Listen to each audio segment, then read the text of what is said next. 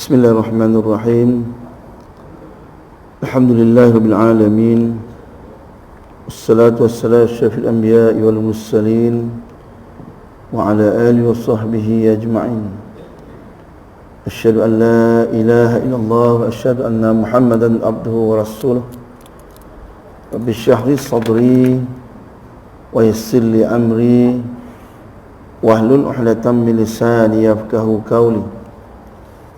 Rabbi yassir wa la tu'assir, Rabbi tammim bil khair.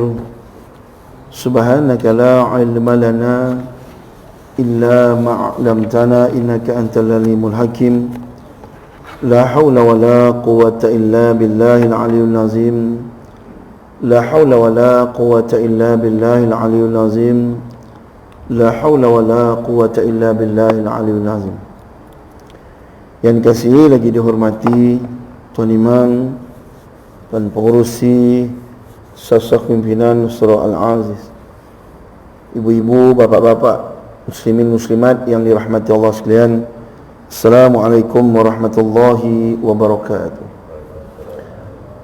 Tama-tama dan selamanya lah kita merafakkan kesyukuran kita kepada Allah Subhanahu Wa Taala, kerana dengan limpah kurnianya lah malam ni dapat kita berhimpun bersama-sama. Kita duduk sebentar dalam majlis ilmu, majlis yang penuh keberkatan dan kerahmatan di sisi Allah Subhanahu Wa Taala.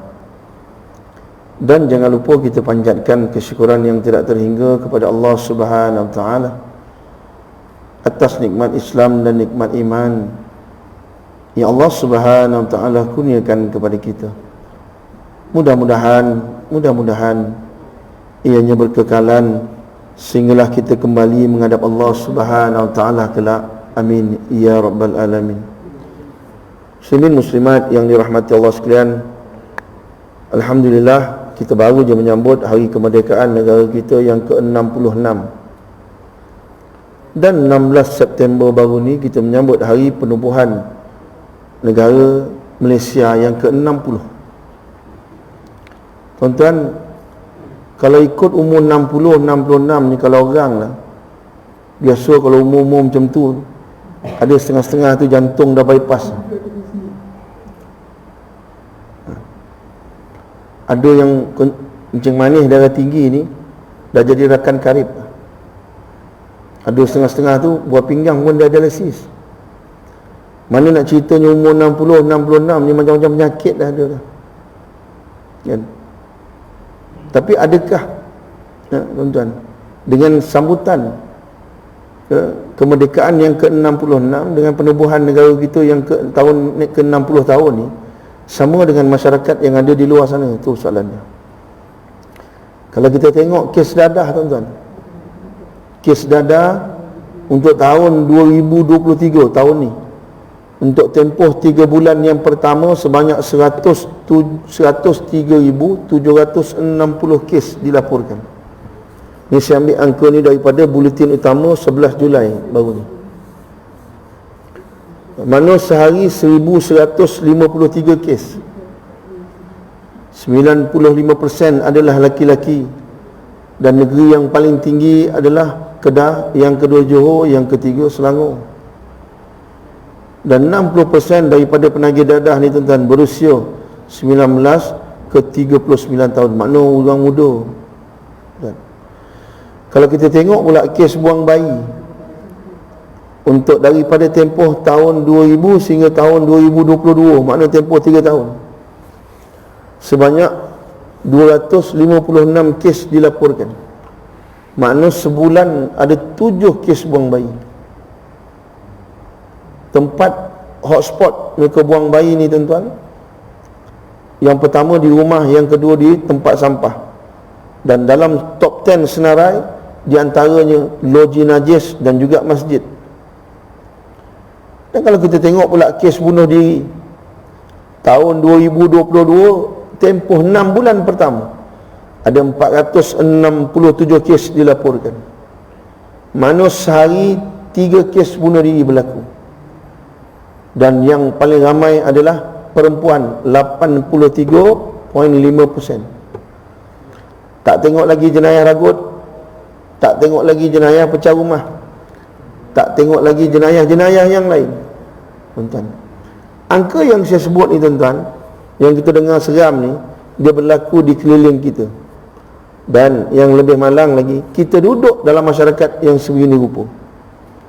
Sebab tu tuan-tuan, merdekahkah kita? Tu soalannya. Kalau sebut merdeka ni makna bebas tuan-tuan. Bebas kan? Macam British dululah, dia jajah kita. Kemudian habis hasil masul negara kita, dia rembat, lepas tu dia bawa balik ke negara dia kan. Kemudian dia merdekakan kita, makna bebaskan kita. Kan Nabi SAW sendiri antara sebab hijrah ke Madinah adalah untuk mendapatkan pembebasan. Yang pertama, pembebasan untuk beribadah. Mekah ketika itu tuan-tuan susah nak ibadat, nak semayang payah, nak buat apa pun payah. Sampai Nabi SAW sendiri sedang sujud di depan Kaabah, dilonggokkan perut-perut unta yang busuk di belakang Nabi SAW. Nabi SAW tak angkat kepala baginda yang mulia tuan-tuan, terus dalam keadaan sujud. Sehinggalah Fatimah anak Nabi SAW datang, buangkan perut-perut unta yang busuk tu, barulah Nabi SAW angkat kepala baginda yang mulia tuan-tuan. Abdullah bin Mas'ud radhiyallahu anhu baca Quran depan Kaabah, kena pukul. Bukan buat apa baca Quran ni, kena pukul dengan puak-puak kafir Quraisy. Kita tak baca, tak kena pukul pun tak baca tuan. Allahu Akbar. Begitu susahnya nak beribadah di Mekah ketika itu, lalu hijrah ke Madinah. Itu yang pertama. Yang kedua, untuk membebaskan umat Islam daripada penindasan. Bila mana perintah Allah Subhanahu Wa Taala pada tahun keempat kerasulan Nabi SAW supaya dakwah dilakukan secara terang-terangan, umat Islam terus ditindas dan ditekan. Masyhur kisah Bilal bin Rabah radhiyallahu anhu, bagaimana dia didera oleh tuan dia. Dia ni hamba kepada Umayyah bin Khalaf. Bila Umayyah tahu dia masuk Islam, tuan-tuan, dia didera hampir hari-hari. Pernah dijemur di tengah padang pasir, lalu dipakaikan baju besi. Tuan-tuan bayangkan. Malah dia biasa diseret di tengah padang pasir, kemudian dijemur di tengah padang pasir dengan letakkan batu di atas dada dia. Sehinggalah satu hari, hampir-hampir nyawa Bilal bin Rabah ni nak tercabut dah. Datang Sayyidina Abu Bakar As-Siddiq radhiyallahu anhu, tebus Bilal bin Rabah, lalu merdekakan dia. Muslimin muslimat yang dirahmati Allah sekalian, begitu juga yang berlaku kepada Khabbab Al-Arab radhiyallahu anhu. Dia dipanggang sehingga kan lemak-lemak dia cair, menitis memadamkan api yang memanggang dia. Malah umat Islam dan Bani Hashim diboikot hampir 3 tahun, yang menyebabkan kalau kita buka sirah Ibn Hisham, diberitahu bahawa najis sahabat-sahabat radhiyallahu anhum ni tuan-tuan dah macam tai kambing sebab makan daun. Sehingga kan Abu Talib, ketua kepada Bani Hashim sendiri pun makan daun sebabkan berat, hebat tekanan ataupun boikot yang dilakukan. Dan sehinggalah sebabkan boikot inilah membawa kepada sakitnya Abu Talib, sehinggalah membawa kepada kematiannya. Tuan-tuan, hebat tekanan penindasan yang dikenakan terhadap umat Islam ketika itu. Lalu hijrah ke Madinah. Dan yang ketiga, untuk membebaskan umat Islam daripada belenggu kejahilan. Mekah masa tu tuan-tuan, tak boleh nak sembang dah jahil, teruk sangat dah. Berhala-berhala, hampir 300 lebih berhala disusun di luar dan di keliling Kaabah, di keliling dan di dalam Kaabah. Banyak benda-benda khurafat yang mereka lakukan, sehingga tak boleh nak buat apa dah. Akhirnya hijrah ke Madinah untuk selamatkan, membebaskan umat Islam daripada belenggu kejahilan. Sebab tu bila kita cerita bab merdeka ni tuan-tuan, ambil daripada satu kisah, tuan-tuan, bagaimana kisah yang berlaku kepada sahabat Nabi SAW yang namanya Rabi' bin Amir radhiyallahu anhu, ketika mana dia berdepan dengan Rustum, panglima perang Parsi yang terkenal dalam perang Qalisiyah yang berlaku pada bulan Muharram tahun 14 Hijrah. Umar Al-Khattab radhiyallahu anhu ketika itu baru dilantik menjadi Khalifah Rashidin, memerintahkan Sa'ad bin Abi Waqqas memimpin tentera Islam seramai 30,000 orang bergerak menuju ke Iraq untuk membuka. Islam tak panggil tawan, Islam panggil buka, membuka daerah-daerah baru. sehinggalah Kisra dapat kesan pergerakan tentera Islam sudah semakin menghampiri pusat pemerintahan mereka di Iraq, lalu memerintahkan Rustum memimpin tentera seramai 120,000 orang untuk menyekat kemarahan tentera Islam, dan akhirnya mereka bertembung di Qadisiyah. Qadisiyah ni di mana tuan-tuan? Kalau sekarang ni 50 km selatan Kufah, Iraq sekarang ni. Di situlah mereka bertembung dan akhirnya mereka berdepan selama 3 bulan. Perang main macam tu tuan-tuan. Duduk ni berdepan ni lama. Sebab dia bincang dulu, sembang dulu. Dan Rustum minta supaya pihak Islam hantar wakil untuk berbincang. Dan Sa'ad bin Abi Waqqas radhiyallahu anhu hantar 4 orang wakil pergi berbincang dengan Rustum secara bergila-gila. Cuma saya nak fokus kepada Rabi'i bin Amir radhiyallahu anhu. Dia ni bukan orang hebat tuan-tuan. Tuan-tuan takkan dengar nama dia di mana-mana kisah, melainkan dalam kisah ni Allah SWT muliakan dia. Orang Badui tuan-tuan, orang dia kecil je, kulit hitam, rambut afro. Orang lain pergi perang pakai topi perang, dia lilit tali di kepala dia. Orang lain bawa pedang, dia bawa pisau. Orang lain pakai kuda, pakai unta, dia naik keldai. Tuan bayangkan, miskin tuan-tuan, tapi gigih mencari syahid Allah Subhanahu Wa Taala. Dia inilah yang dihantar oleh Sa'ad bin Abi Waqqas berdepan dengan Rustum. Sampai depan Rustum, saya ringkaskan tuan-tuan, Rustum tanya dia, wahai Arab, siapa yang hantar kamu? Kamu ni bangsa yang hina, kamu ni tidak ada tamadun, kamu nak apa kamu sebut. Kami Parsi, kami kaya, kami boleh bagi. Tuan-tuan, belum apa-apa dah kena kutuk nak sembang apa, nak bincang. Kalau kita memang makan tapak kaki kan. Jawab Rabi'i bin Amir radhiyallahu anhu, Allah Subhanahu Wa Taala telah membangkitkan kami. Jawapan Rabi'i bin Amir, dia tak sebut Sa'ad bin Abi Waqqas yang hantar, dia tak sebut Umar Al-Khattab, sebut Sa'ad, sebut Allah Subhanahu Wa Taala.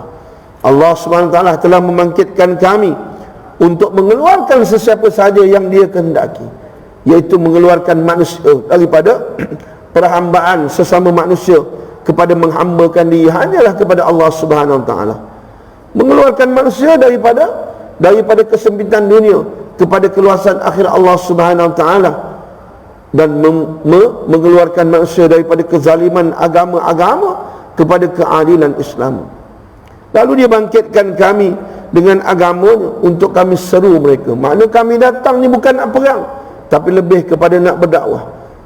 Kami nak ajak kamu beriman sembah Allah Subhanahu Wa Taala. Itu tujuan asal dia. Barang siapa yang menerima perkara tersebut, mana siapa yang terima dakwah kami akan tinggalkan. Makna kau dah beriman kan, baik teruskan hidup macam biasa. Tapi barang siapa yang tidak menerima perkara tersebut, akan kami perangi mereka habis-habisan selama-lamanya, sehinggalah kami bertemu dengan janji Allah. Tanya Rustum kepada Rabi'i bin Amir radhiyallahu anhu, apa yang Tuhan kamu janjikan?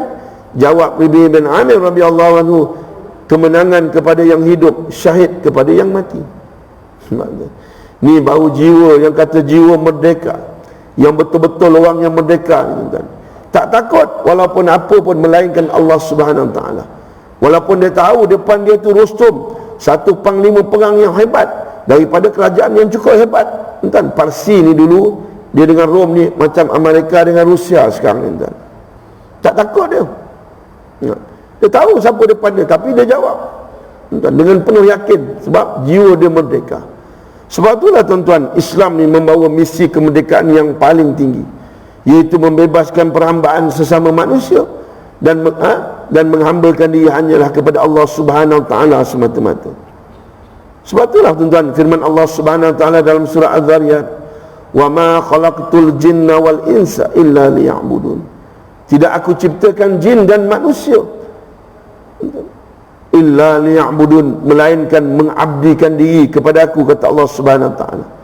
Liya'budun, kata ulama tafsir, bukan menyembah Allah, tapi mengabdikan diri kepada Allah Subhanahu Wa Taala. Sebab kalau disebut menyembah Allah, makna masa kita semayang je baru kita anggap Allah SWT itu Tuhan kita. Masa kita semayang ni kita nampak Allah SWT itu Tuhan kita. Habis semayang tak nampak dah Allah SWT itu Tuhan kita. Kan ramai sekarang macam tu. Kau tengok masa semayang kan, muka kami redup, muka tu warak muka, baca Fatihah ni menyembur ni kan. Tengok kami warak. Habis semayang tu kan, alahai kan, selipar Pak Imam dia hebat ni. Bawa motor macam orang gila tu, terapi light tu biru ke merah jingga, peduli apa aku, yang penting aku jalan. Bawa kereta, masuk simpang signal pun tak bagi, sadin di muka tu. Tuan-tuan, parking, orang dah buat dah parking elok-elok, buat lain lagi dah, pun parking melintang, sadin di muka tu. Nah, dia lupa bahawa dia bawa di dalam pada dia ada agama Islam, satu agama yang mulia, agama yang datang daripada Allah Subhanahu Wa Taala. Bila mana apa-apa berlaku, fitnah berlaku, tidak jatuh pada batang tubuh dia, tapi akan jatuh kepada agama, pada Islam itu sendiri. Dia lupa. Sebab tu liya'budun, dia mengabdikan diri kepada aku. Mana bila kata abdikan diri, kita hambakan diri kepada Allah SWT. Walaupun di luar semayang, kita yakin bahawa setiap perbuatan kita besok Allah SWT memerhatikan. Besok Allah SWT akan tanya kita, akan bertanggungjawabkan setiap apa yang kita lakukan ketika mana kita hidup di atas muka bumi. Sebab tu liya'budun, dia mengabdikan diri kepada aku, kata Allah SWT. Lalu Allah SWT sambung, ma uridu minhum min rizq wa ma uridu an yut'imun. Aku tidak minta rezeki daripada kamu, aku tidak minta kamu beri aku makan. Ayat ni Allah SWT nak perli puak-puak kafir Quraisy, kerana mereka sembah berhala, dalam masa yang sama mereka beri makan berhala-berhala yang mereka sembah. Kan mereka beri makan berhala tu. Dan sekarang tuan-tuan tengok kan, dia beri makan tu lemau, apple, macam tu dia bagi. Saya main kat kampung, main rajin rembat lemau dengan apple tu. Kat kampung dulu dia biasa letak dekat busur kan, letak pokok-pokok, dia biasa letak.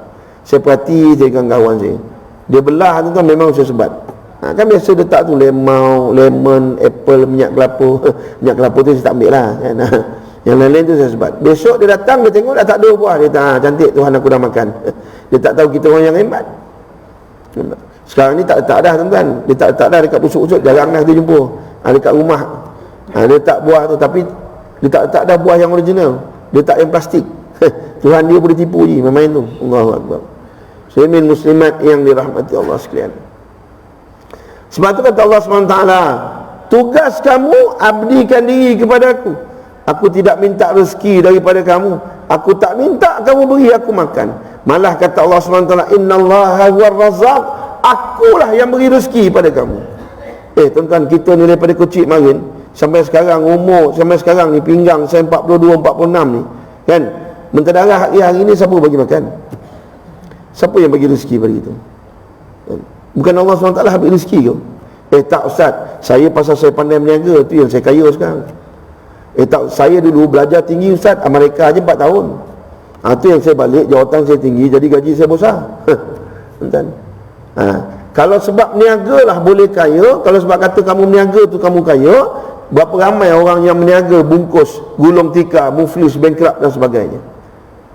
Kalau kita kata kita belajar tinggi, sebab tu kita dapat jawatan tinggi, gaji besar, berapa ramai orang yang ada PhD, degree, master, tak ada kerja sekarang. Yang itu asbab ya tuan-tuan. Hakikat dia Allah SWT yang beri kita rezeki. Lepas tu kata Allah SWT, tugas kamu abdikan diri kepada aku. Abdikan diri kepada aku yang beri rezeki kepada kamu. Malah kata Allah SWT, Zul quwatil matin, sesungguhnya aku mempunyai kekuatan yang maha kuat. Nak beritahu, Allah SWT beritahu kita bahawa Allah SWT ni tak perlukan bantuan siapa-siapa pun. Allah SWT tak perlukan bantuan daripada mana-mana pihak. Allah SWT berdiri dengan sendirinya. Kalau kita ni satu dunia, pakat-pakat tamu sembah Allah Subhanahu Wa Taala pun tidak terusik sedikit pun, tidak terjejas sedikit pun kekuasaan, kekesaan dan kekuatan Allah Subhanahu Wa Taala. Dan bila sebut aku mempunyai kekuatan yang maha kuat, mana kata Allah SWT, bila-bila masa aku boleh bala kamu, jangan main. Bila-bila masa Allah SWT boleh turunkan bala kepada kita. Muslimin muslimat yang dirahmati Allah sekalian. Sebab itulah tuan-tuan, ketaatan kepada Allah Subhanahu Wa Taala ni adalah ketaatan yang mutlak. Tapi ketaatan kepada manusia tengok dulu. Sebab kata Nabi SAW, la ta'ata li makhlukin fi ma'siyatil qalil, innama ta'ata fil ma'ruf. Hadis sahih riwayat Imam Bukhari dan Imam Muslim. Dan Nabi SAW, tidak ada ketaatan kepada makhluk dalam bermaksiat kepada Allah Subhanahu Wa Taala. Ketaatan hanyalah dalam perkara-perkara kebaikan dan kebajikan. Nak taat kepada manusia, tengok dulu. Kalau suruh kita buat benda-benda kebaikan, benda-benda kebajikan, boleh ikut. Kalau buat maksiat, tak boleh ikut. Contohlah, Pengurusi surau kata, jangan lupa Rehat ni datang gotong royong kat surau. Pukul 8 kita sesat, sarapan disediakan. Habis gotong royong besok dalam pukul 10 macam tu, kita pergi karaoke, contoh. Contoh. Gotong royong boleh ikut, karaoke jangan ikut je. Jangan. Pasal boleh bawa ke maksiat. Tak ada ustaz, kami pergi sana nyanyi lagu nasyid ustaz. Iyalah tu. Dia dapat mic lagu Bad Dog Bone dia balon. Kalau kira ni. Muslimin muslimat yang dirahmati Allah sekalian. Sebab tu bila kita kata kita ni hamba, bila sebut kita ni kita hamba kepada Allah Subhanahu Wa Taala, sudah pastilah kita banyak berkehendak. Kita ni lemah, kita perlu banyak benda. Lalu firman Allah Subhanahu Wa Taala dalam surah Al-Ghafir ayat 60, wa qala rabbukum ud'uni astajib lakum. Berkatalah Tuhan yang mencipta kamu. Allah SWT ayat ni dia besarkan diri dia dulu. Nak beritahu pada kita, nak minta kan, ayat selepas tu nak suruh minta. Jadi nak beritahu pada manusia yang bercakap ni, aku yang cipta kamu. Kalau kamu tu aku boleh cipta, yang lain-lain tak ada masalah. Sebab nak tutup dulu pasal manusia ni kepala otak macam fikir. Sebab dia suka was-was. Kan kita nak minta tolong orang, belum tahu orang boleh tolong. Dalam kepala otak kita fikir ni, tah dia ni boleh tolong kita ke tidak, belum tahu tu. Tapi minta jugalah, try juga. Contoh gitu. Tapi Allah Taala nak yakin, nak beritahu kepada manusia. Ni yang bercakap ni Tuhan yang mencipta kamu, kata Allah Subhanahu Wa Taala. Doa ni, berdoalah kepada aku. Doa pada aku. Doa hanyalah kepada Allah Subhanahu Wa Taala, bukan kepada sumber lain. Berdoa hanyalah kepada Allah Subhanahu Wa Taala, bukan kepada Allah Subhanahu Wa Taala dan juga sumber lain. Tidak, hanya pada Allah Subhanahu Wa Taala. Kata Allah Subhanahu Wa Taala, doalah astajib lakum, nescaya aku akan makbulkan. Allah akan makbulkan doa kita, tuan-tuan. Doalah. Sebab doa ni, tuan-tuan, satu ibadah yang cukup agung. Sebab apa?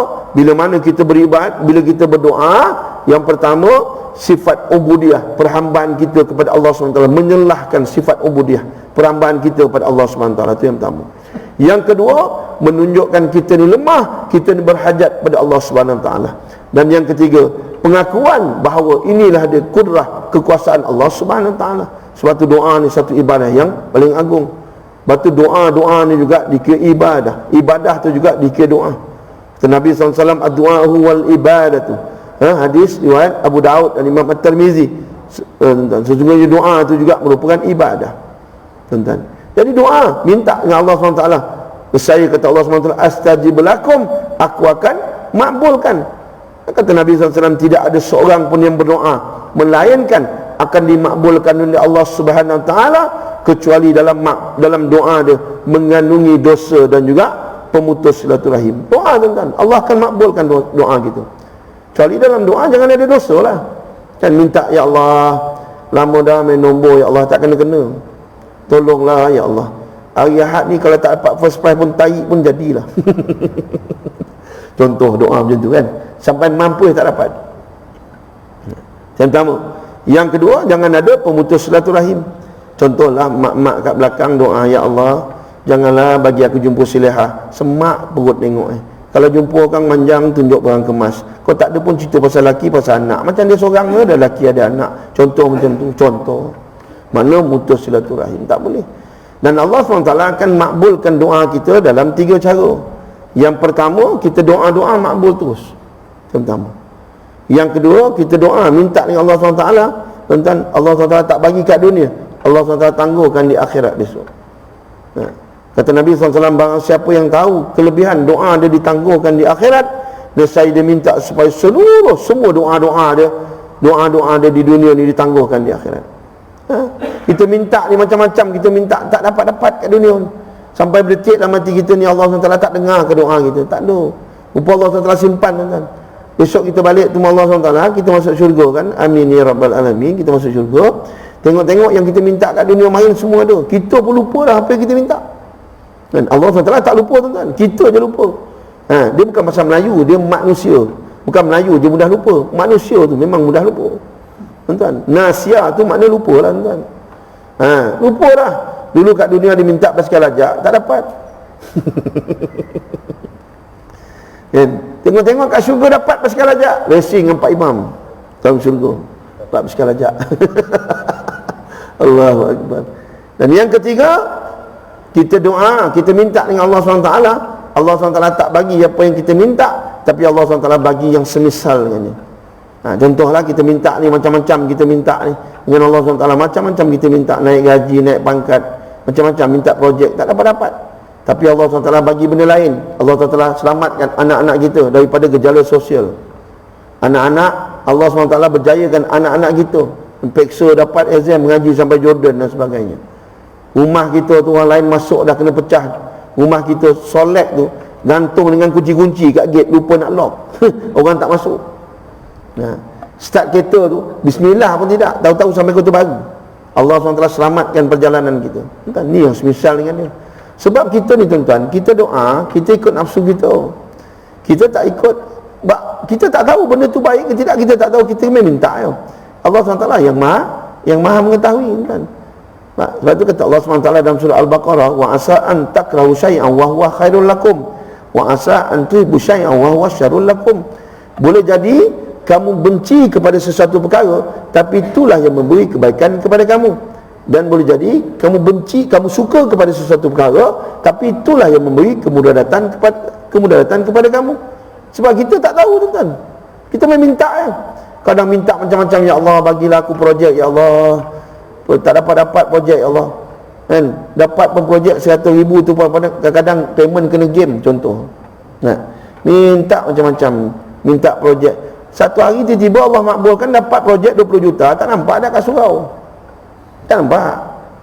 Dulu ada kat surau ada projek, dapat projek. Ada kat surau. Time kuliah tu dah ada dalam surau kan, walaupun tidur. Contohlah, bukan surau ni, surau tempat lain. Kalau tak tidur pun dia angguk. Tak faham tidak, tak tahulah, tapi angguk. Nampak? Ada. Bila dah dapat projek, tak ada dah. Tanya Pak Imam, Haji Mat mana? Haji Mat kayu dah sekarang Ustaz, kontraktor Ustaz. Itu hari lalu kat depan tu Ustaz, pimpin hon ni. Allahu Akbar. Tak ada masuk dah nak datang surau. Sibuk. Kan? Manjang meeting, manjang. Kan? Business trip lain, mango off lain, high tea lain, dinner lain, macam tu. Dulu masa jumpa dulu sebelum ada projek, khabar Haji, apa khabar, sihat Haji? Sihat alhamdulillah, beginilah Ustaz. Bila datang kuliah ni alhamdulillah lah Ustaz. Kan? Sihat secara saya lah. Alhamdulillah lah Ustaz. Dulu sebelum ada projek, dah dapat projek, jumpa sesekali, jumpa Ji, apa khabar? Saya rasa bahawa nak jawab boleh macam tu, main tu. Allahu Akbar.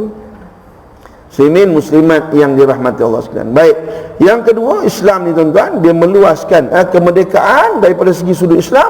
Dia meluaskan pandangan dan pemikiran, tidak tertumpu kepada sesuatu kaum ataupun kabilah tertentu. Makna asabiyah, sifat asabiyah tuan-tuan. Batu Islam ni tuan-tuan, ukhuwah dia merentasi bangsa dan negara.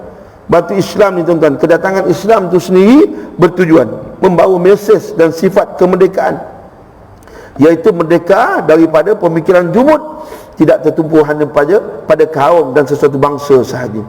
Firman Allah Subhanahu Wa Taala dalam surah Al-Hujurat, dalam surah Al-Hujurat ayat 13, ya ayuhan nas inna khalaqnakum min zakarin wa unsa wa ja'alnakum syu'uban wa qabaila lita'arafu.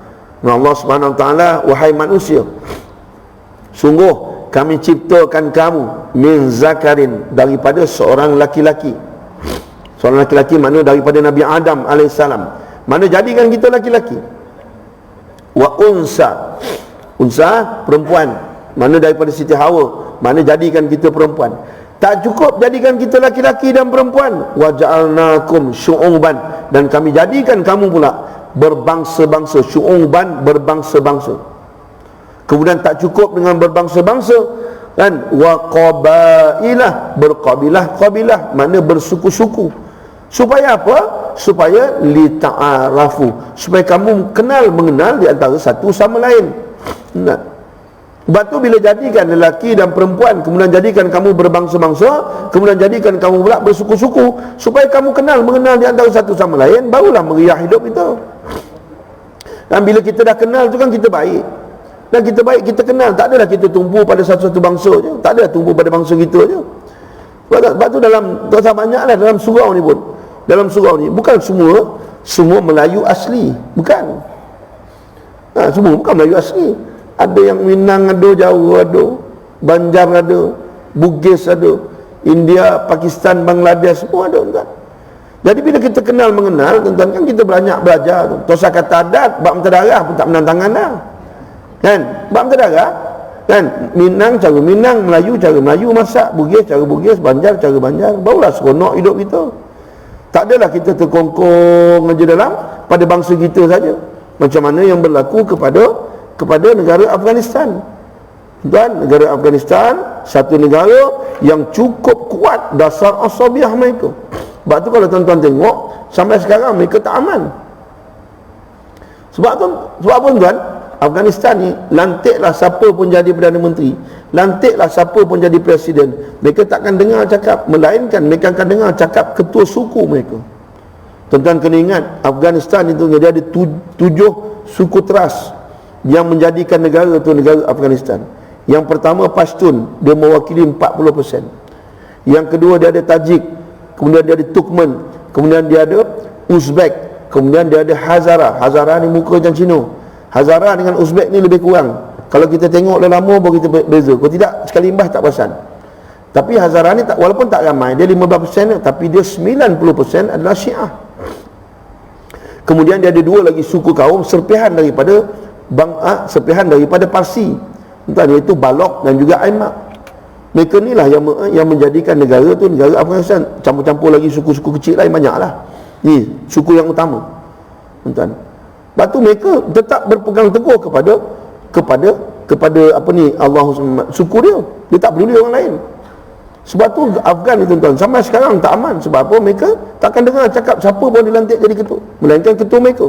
Sebab tu kalau kita tengok sejarah Afghanistan, penghabis tahun 1973 tuan-tuan adalah setahun terakhir sejarah kesultanan di Afghanistan, bila mana Sultan Zahir Shah digulingkan secara terhormat oleh Muhammad Daud Khan. Muhammad Daud Khan ni pun bukan orang lain, sepupu dia juga. Bila dah digulingkan dengan secara terhormat, kemudiannya Muhammad Daud pun cuba membina negara Afghanistan mengikut acuan mereka, tapi tak berjaya kerana tidak mendapat kerjasama daripada suku-suku yang lain. Sehinggalah pada tahun 1979 Parti Demokratik Rakyat Afghan PDPA dengan kerjasama Soviet Union, lalu mereka melancarkan dipanggil Revolusi Sur, lalu tawan Afghanistan pada tahun 1979 sehingga membunuh Muhammad Daud Khan.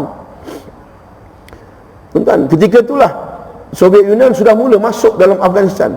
Bila tengok Soviet Union masuk dalam Afghanistan pada tahun 1979, bangkit umat Islam hampir di seluruh dunia, termasuk Malaysia sendiri tuan-tuan, boikot Olimpik Munich tahun 1979 kerana Soviet Union ketika itu adalah totok komunis.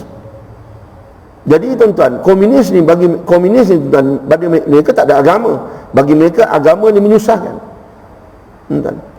Jadi bila Soviet Union dan duduk bersama-sama dengan PDPA di dalam negara Afghanistan, membentuk negara, jadi bangkit umat Islam dan lalu timbullah pemimpin-pemimpin seperti mana Burhanuddin Rabbani daripada Pashtun, Abdul Rashid Dostum daripada Uzbek, Ahmad Shah Mas'ud daripada Tajik, dan juga Gulbuddin Hirmatiar daripada Hizbul Islam.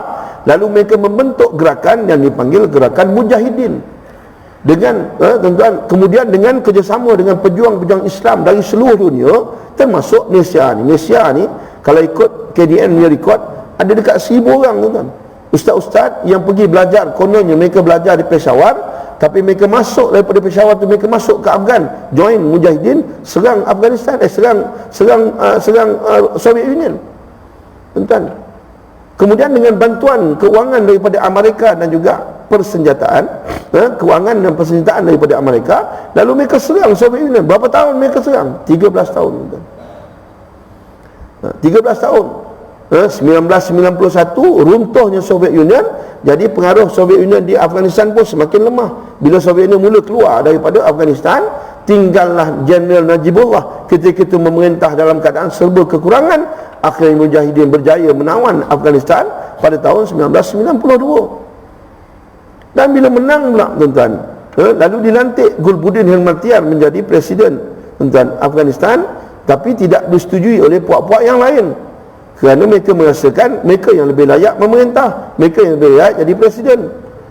Dan tuan-tuan, akhirnya berlaku perang saudara di antara mereka. Dan Amerika bila tengok bila Mujahidin menang, dia mengharapkan Afghanistan akan menjadi negara yang pro kepada mereka. Tapi benda tu tak berlaku sebab bergaduh sesama mereka tu saya sebut tadi, sehinggalah meletus perang besar pada tahun suatlah azan tu azan baik tu sama sikit. Dan Amerika mengharapkan bila mana Mujahidin menang, Afghanistan menjadi negara yang pro kepada mereka, tapi tak menjadi kenyataan sebabkan berlaku perang sesama mereka, sehinggalah meletus perang besar pada tahun 1994 di antara suku-suku kaum, perang saudara yang mengorbankan puluhan ribu nyawa rakyat Afghanistan, dan jutaan rakyat Afghanistan menjadi pelarian. Mereka lari ke Iran dan juga ke Pakistan. Dalam keadaan kecelaruan gitulah Amerika menggunakan hikmat Osama bin Laden sebagai orang tengah untuk berbincang dengan Mullah Omar. Mullah Omar, dia ni ketua Jamiat Ulama Islam di Peshawar, Pakistan. Lalu bila dia bincang, lalu dihimpunkan pelajar-pelajar pondok daripada Peshawar dan juga pelajar-pelajar yang lari daripada Afghanistan. Lalu mereka himpun, kemudian mereka menyusup masuk ke Kandahar. Sampai di Kandahar, mereka tarik lagi, ambil lagi pelajar-pelajar pondok di Kandahar pula. Lalu mereka bercantum, lalu mencipta gerakan yang dipanggil gerakan Taliban. Taliban ni tuan-tuan, Talib ni makna pelajar, Taliban para pelajar, tuan-tuan. Lalu dengan bantuan Amerika melalui Osama bin Laden, senjata dan juga latihan, juga dengan keuangan, mereka serang puak-puak yang bertelagah dalam Afghanistan. Akhirnya Taliban menang pada 1996. Dan seperti biasa, bila menang Taliban, Amerika mengharapkan Afghanistan menjadi negara yang pro mereka, kerana mereka dah habis berbilion US dollar, tuan-tuan. Tapi tak jadi juga, sebab bila Taliban naik, lagi huru-hara. Sebab Taliban bila naik, mereka istiar, betul mereka buat negara Islam, betul mereka buat hudud, tapi di celah-celah tu ada hukuman-hukuman yang mereka buat ikut hukum akal mereka. Mereka tak ikutkan pandu pada Quran dan hadis. Contoh, tuan-tuan, lelaki tak sembahyang Jumaat, hukum tembak. Tuan-tuan, ni Putrajaya kalau buat hukumnya tu berlambak mati Jumaat, tuan.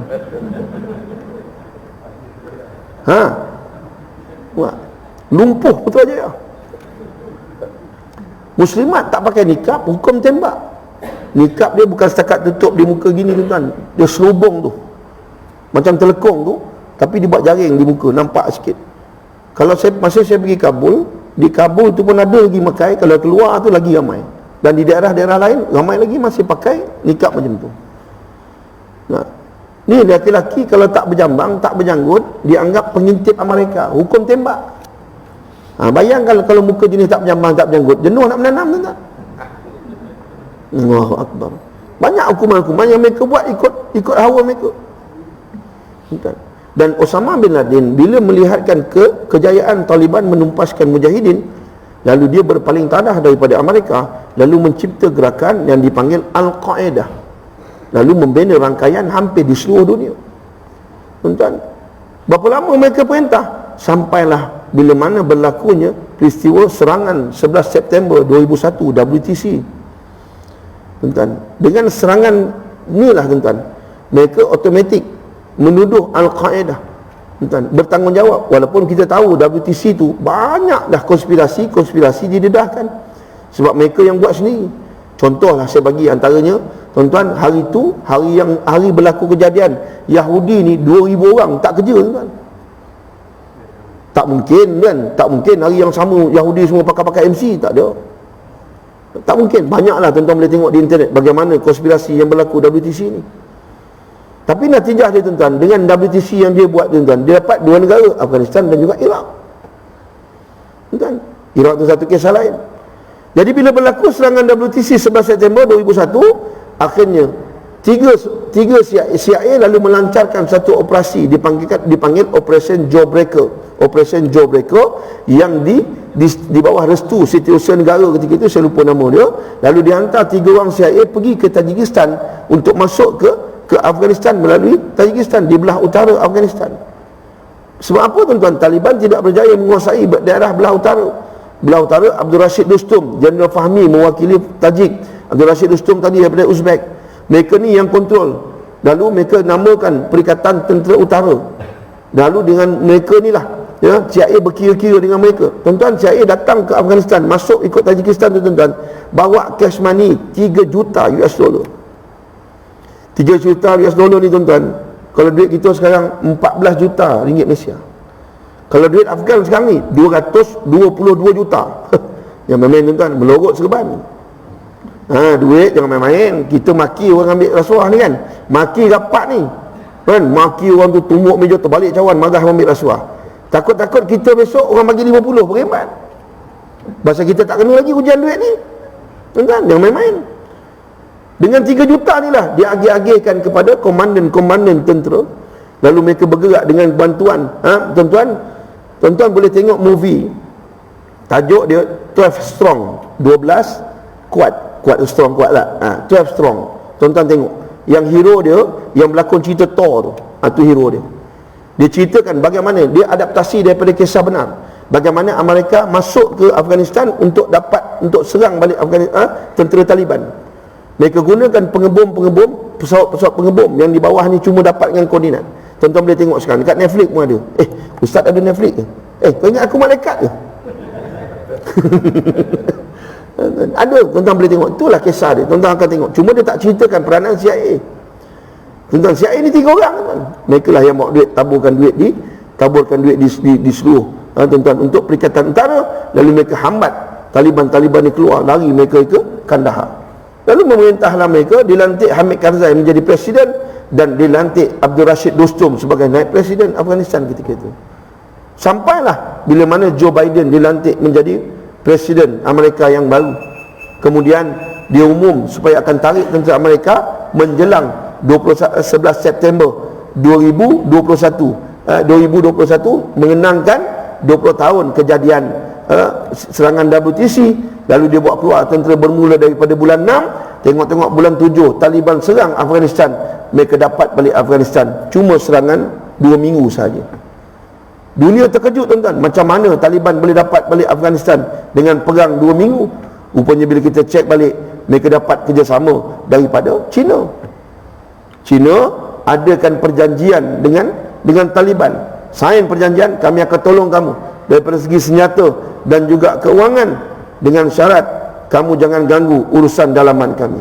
Apa makna? Makna Taliban jangan tolong Uighur. Sebab memang Taliban ada hubungan dengan pejuang-pejuang Uighur dan juga pejuang Chechnya. Taliban sign tuan-tuan, dan mereka dapat bantuan duit berbilion-bilion US dollar dan juga senjata. Lalu mereka serang tentera-tentera Amerika, tak sempat habis keluar, sehingga kan Amerika terpaksa hantar Green Beret lah apa semua yang dia punya komando-komando untuk selamatkan tentera-tentera Amerika yang masih tinggal dalam Afghanistan. Sebab tu tuan-tuan, bulan 7 mereka dah angkat 2 minggu perang, dah ambil gambar dekat istana Presiden Ashraf Ghani, presiden yang baru dilantik, lari ke UAE tuan-tuan. Sebab tu bila Taliban menang, tuan-tuan tengok banyak pelabur-pelabur Cina semua mula masuk ke Afghanistan. Semasuk hotel yang saya duduk tuan-tuan, hotel tu tuan-tuan, kalau saya pergi awal tahun baru ni, sepatutnya saya pergi 15 hari bulan Disember. Sebab saya balik Jordan 7 hari bulan, patutnya saya pergi dah 15 hari bulan. Tapi saya tangguh pergi ke bulan 2 awal tahun ni tuan-tuan. Kalau saya pergi 15 hari bulan tu, 16 hari bulan hotel yang saya duduk tu kena bom. Sebab hotel tu Cina punya property, Cina punya investment. Tuan-tuan tengoklah nama hotel Kabul Longan. Longan ni mana dia kena mena dengan Afghan ni basuh. Kabul Longan tuan-tuan tengoklah internet. Hotel Kabul Longan. Dan dia bom tu floor yang sama yang biasa saya duduk. Tuan-tuan, saya pergi balik tu hari bulan 2 dah tutup dah, hotel tu tak boleh pakai dah, habis dia tutup. Dan 2 hari sebelum saya datang ke Kabul, ada kes seorang meletupkan diri di depan Kementerian Luar Negara kerana ada delegasi Cina sedang bermesyuarat di depan tu, di dalam kementerian tersebut. Diletupkan diri, mengorbankan 40 nyawa tuan. Dan 2 malam sebelum saya balik ke KL, Taliban dapat detect di mana markas Daesh. Mereka juga berdepan dengan Daesh. Selain daripada ancaman-ancaman daripada suku-suku yang lain, mereka juga berdepan dengan Daesh. Jadi mereka dapat detect malam tu tak jauh daripada hotel kami. Buka tingkap tu nampak kan, dia perang, nampak cahaya pistol apa semua kan, peluru tu, dengar bunyi macam perang semua kan, takut tengok nak terkencing terberak semua tu. Kita tuan-tuan sembang nak syahid, sembang nak jihad, meja kuliah boleh lah, tumbuk meja ni main tu. Ni takbir ni buat merih keluar ni. Pergi sana tengok berani tak berani. Sembang boleh lah tuan-tuan. Nak syahid tuan-tuan. Ya tuan-tuan. Allahu Akbar. Sebab tu sampai sekarang mereka tidak aman. Mereka berdepan dengan ancaman-ancaman yang lain. Sebab tu kalau kita sampai di Kabul, kalau sampai di Kabul tu macam medan perang. Dengan yang pakai full gear, dengan apa plastik apa pasir yang macam-macam yang menjadi mangsa rakyat. Jadi mangsa 60% daripada 41 juta penduduk Afghan tuan-tuan mendapat pendapatan bawah daripada RM3 sehari tuan. Nak hidup apa, nak makan apa? Allah. Dengan Taliban pula sekarang perempuan dia tak bagi kerja. Dia tak bagi kerja, perempuan tak bagi belajar. Tuan-tuan bayangkanlah macam mana akal itu. Allahu Akbar. Sebab tu Islam ni tuan-tuan, dia tak mau bagi begini, tak mau jadi begini, tak nak bagi pemikiran kita ni jumud. Betul Allah SWT sebut tadi, aku jadikan kamu laki-laki dan perempuan dan berbangsa-bangsa dan bersuku-suku supaya kamu mengenal di antara satu sama lain, barulah kita mesra. Tapi kamu kena ingat, walaupun kamu lelaki ke, kamu perempuan ke, kamu bangsa apa pun, kamu suku apa pun, Allah SWT, inna akramakum innallahi atqakum, yang paling mulia di kalangan kamu adalah yang paling bertakwa kepada aku, kata Allah SWT. Allah tak sebut yang paling mulia di kalangan kamu adalah orang yang pakai serban, pakai jubah. Tak ada. Kalau nak ukur pakai serban, pakai jubah, Taliban tu serban 7 hasta tuan-tuan. Bapak besar serban kalau dililit. Saya beli selai kat rumah tu sampai sekarang tak erti lilit. Sudahnya anak-anak buat selimut tuan-tuan. Jenis serban tu kalau mati boleh buat kapan terus. 7 hasta tuan-tuan. Bapak besar. Tuan-tuan, Allahu Akbar. Tak ada. Sebab tu kena muhasabah diri. Kita ni kadang-kadang dapat orang surau, orang masjid, orang yang selalu pergi surau, pergi masjid, lagi mudah syaitan gelincirkan kita. Pasal apa? Kita rasa kita hebat dah, kita rasa kita masuk syurga dah, kita rasa kunci syurga tu kita pegang. Habis orang kita kafir, habis orang kita neraka kan. Kena ingat tuan-tuan. Sebab tu Allah SWT pesan kan, pesan yang paling bertakwa di sisi aku. Allahu Akbar. Muslimin, muslimat yang dirahmati Allah sekalian. Itulah muhasabah diri tuan-tuan. Jadi merdeka ni tuan-tuan, kalau sambutlah kemerdekaan tahun ke-100, sambutlah kemerdekaan ke-150 tahun pun, kalau kita tak ambil Islam sebagai panduan, kita tak ambil Islam sebagai jalan, tuan-tuan, sambutlah berapa ratus tahun pun tak ada, kita tak dapat apa tuan-tuan. Melainkan malam nak merdeka tu kita dapat tengok bunga api, besok pagi tu cuti, dapat tengok belagak. Tak ada kat Putrajaya, datang mereka tu dua je. Akhlak manusia sama, perangai huduh begitulah tuan. Tak ada perubahan. Selagi mana kita tak ambil Islam tu sebagai jalan hidup itu. Ni nak masuk ni, malam dah masuk dah, malam Maulidur Rasul. Sepanjang bulan ni tuan-tuan akan dengar, akan dengar ceramah Maulidur Rasul. Ustaz-ustaz mesti akan sentuh Maulidur Rasul.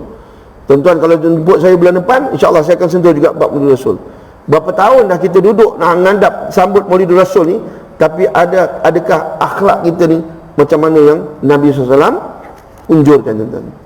Itulah kita muhasabah diri tuan-tuan. Muslimin, muslimat yang dirahmati Allah sekalian. Baik, sebelum saya tutup tuan-tuan, insya-Allah bulan 11 ni saya akan ke Afghanistan untuk misi kemanusiaan yang kali ketiga. Cuma kali ni kami pergi untuk menghadap winter, dia panggil, untuk musim sejuk.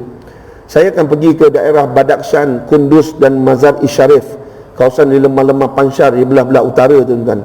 Untuk program ni lah kita panggil misi ni. Sebab apa? Sebab saya pergi tu musim luruh dah. Dia awal musim sejuk, dia mula daripada ujung Januari. Lepas tu bila saya sampai di Kabul masa tu awal Februari, tuan-tuan, salji baru mula turun di Kabul. Sebab tu saya kena -9 di Kabul tu tuan-tuan. Dan suhu yang paling rendah tuan-tuan di Afghanistan untuk baru ni dirakamkan di lembah Panjshir itulah tuan-tuan, di Badakhshan, di Kunduz tuan-tuan, suhu yang paling rendah ya -38 di situ. Memang bapak yang sejuk. Jangan buat usaha tuan. Oh sejuk ni jangan bergurau lah bab sejuk ni tuan. Allahu Akbar. Dan dia situ tuan, dia ada highway. Highway tu nama dia highway Salang. Highway ni kalau bila musim sejuk, biasa salji akan tutup jalan tu setinggi 10 meter salji. Botol tebal tuan-tuan. Jadi mereka duduk dalam rumah, mereka tak boleh keluar pasal terlampau sejuk. Contoh macam di Herat yang saya pergi baru ni, Tuan-tuan, dia kalau nak salji pun negatif 25 ke atas. Jadi baru ni salji, makna cuaca semakin hari semakin ekstrim, kan? Jadi kita nak belikan yang pertama food pack. Kita sasarkan 1000 keluarga. Dalam tu adalah beras, gula, tepung, gandum, minyak masak dan kacang dal sebagainya, sekadarnya untuk kita bagi kepada setiap keluarga sebagai bekalan untuk mereka simpan, untuk bekalan mereka dalam menghadapi musim sejuk. Itu yang pertama. Kita sasarkan kepada 1000 keluarga. Yang kedua, tuan-tuan, kita akan buat kenduri untuk kita raih jamu anak-anak yatim. Tuan-tuan, kita masak di tengah padang, kemudian kita panggil budak-budak datang makan, ramai-ramai, seronok tuan-tuan. Saya dah buat di Herat kemarin, ramai anak-anak yatim datang bagi makan. Tuan-tuan, Allahu Akbar. Jadi kita nak buat di 2 tempat, di Mazar Isyarif satu dan juga di Kunduz. Mazar Isyarif ni sempadan dengan Uzbek, Kunduz sempadan dengan Tajikistan, 2 tempat. Jadi kita nak buat. Dia orang tak apa tuan-tuan, boleh masak tengah padang pasal dia orang tak hujan. Kita jangan buat pasal tuan, tengah masak kan berangkut piuk kan. Kan, tengah padang jangan buat pasal. Hujan kan tuan. Jadi 2 benda.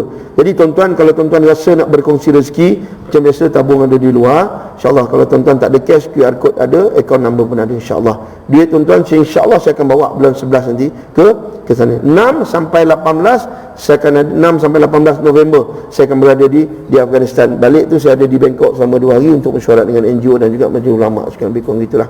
Ya, baik. Yang ketiga last, saya tutup dah wakaf Al-Quran bulan ni. Minta maaf, awal masuk bulan 10 saya tutup. Mana bulan ni last. Jadi malam ni saya kuliah sini, malam ni kira last lah kalau orang nak berwakaf Quran cash. Tapi kalau nak masuk akaun boleh lagi. Tapi itulah sampai ujung bulan ni lah. Sebab bulan 10 saya nak hantar duit. Sebab memang kita tak beli Quran di sini, kita beli Quran di sana. Yang pertama kerana mereka guna resam masjid, mereka tak guna resam Usmani. Pasal Hambali dengan Hanafi ni lain sikit, jadi mereka guna resam masjid. Yang kedua, tuan-tuan, kita beli Quran sambil-sambil tu kita bantu ekonomi mereka. Ya, kita beli di sana, bantu ekonomi mereka. Dan yang ketiga, untuk memudahkan urusan. Kalau tidak, kalau bawa dari sini kan dengan transport lagi, macam-macam hal. Jadi kalau kita beli kat sana, mereka uruskan transport semua siap, jadi kita boleh jimat, tak payah dah kita buang duit. Daripada duit tu kita bayar ke transport lebih-lebih banyak-banyak ni, baiklah kita buat food pack bagi kat orang miskin makan, tu lagi baik. Jadi kita beli kat sana, dia uruskan terus dihantar ke tempat untuk kita agihkan di beberapa kawasan yang kita akan maklumkan, dia akan maklumkan dengan kita, insya-Allah. Jadi kalau nak berwakaf Quran, saya sebut sekali lagi, malam ni last, kalau saya kuliah ni cash malam ni last, RM25 satu naskah. Ya, tuan-tuan, kalau nak wakaf atas nama banyak nama, atas satu Quran banyak nama pun tak ada masalah. Saya sebut dah banyak kali. Sebab ada orang tanya saya lagi, itu Ustaz boleh tak kalau saya nak wakaf banyak nama? Boleh, tak ada masalah. Sebab ada NGO buat satu nama, satu Quran satu nama. Mapim tak ada, boleh banyak nama pun tak apa. Tapi macam saya selalu pesan lah, biar patuk padan dengan Quran yang tuan-tuan wakaf. Jangan Quran satu naskah, nama sampai 2 ketak kajang, depan belakang tak tulis tu. Jangan nyusih tuan-tuan kan. InsyaAllah tuan-tuan, mudah-mudahan pahala orang yang berwakaf ni tuan-tuan mengalir sampai kiamat. Sebab apa? Sebab Quran tuan-tuan bagi tu, wakaf tu, orang belajar baca Quran.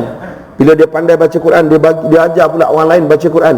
Kemudian Quran yang dia belajar tadi, dia bagi pula orang lain belajar Quran, guna Quran yang tuan-tuan wakafkan. Itu yang saya sebut tadi, pahala tuan-tuan mengalir sampai kiamat, insya-Allah. Jadi mudah-mudahan tuan-tuan, segala gerak kerja, gerak amal kita tuan-tuan, Allah SWT terima dan menjadi habuan untuk kita bawa di depan Allah Subhanahu Wa Taala ketika mana kita berdiri di depan Allah Subhanahu Wa Taala di padang mahsyar kelak. Saya mohon maaf dan ampun saya terkasar bahasa. Mudah-mudahan pertemuan kita malam ini diberkati, dirahmati oleh Allah Subhanahu Wa Taala. Ada rezeki, ada umur, ada jodoh, kita jumpa lagi. Aku qauli hadza wa astaghfirullahal azim li wa lakum. Assalamualaikum warahmatullahi wabarakatuh.